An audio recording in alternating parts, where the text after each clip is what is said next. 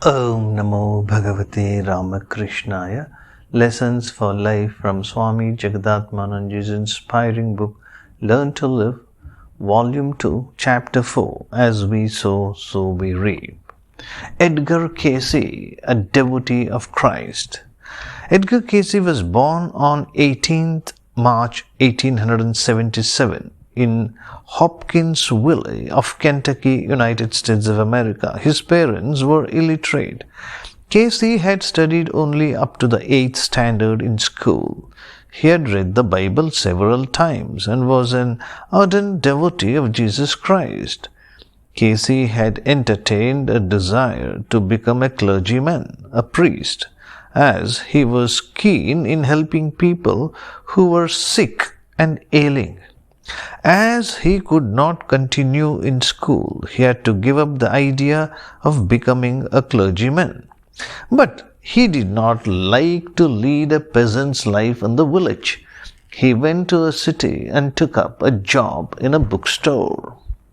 When Edgar Cayce was 21 years old, a strange incident took place which changed the course of his life. He contracted a disease called laryngitis and lost his voice. Medical treatment proved useless. Distressed by his incapacity to speak, Cayce returned to his village. He spent a year in search of a job to make a living.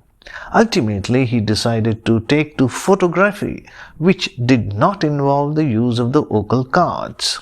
At that time, a magician called Hart came to the village. He was an expert in hypnotism and had become famous for having used it for diagnosis and treatment. He came to know about the deplorable condition of Cayce. He subjected Cayce to hypnosis and gave him some suggestions in that state. Surprisingly, in the hypnotic state, Cayce could speak fluently. But when he woke up, he lost his voice again. Because of pressure of work, Hart could not conduct more experiments in the case. But an osteopathist called Lane tried to know more about the case by using hypnotism. Gradually, Cayce was cured of his illness. That paved the way for the astounding new chapter in Cayce's life. The next episode is The Gift of the Healer.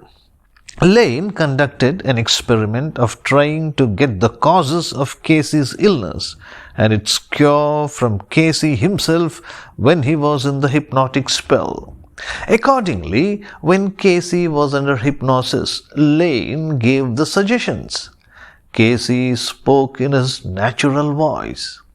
Yes, because of physical debility, the muscles of the vocal cords have become weak. Hence the power of speech is lost. Give suggestions so that more blood could flow to that region, said Cayce in hypnosis. Lane gave the suggestions. Blood began to flow upward in Cayce's body, and the region of his chest and neck turned successively into violet, rose, and red.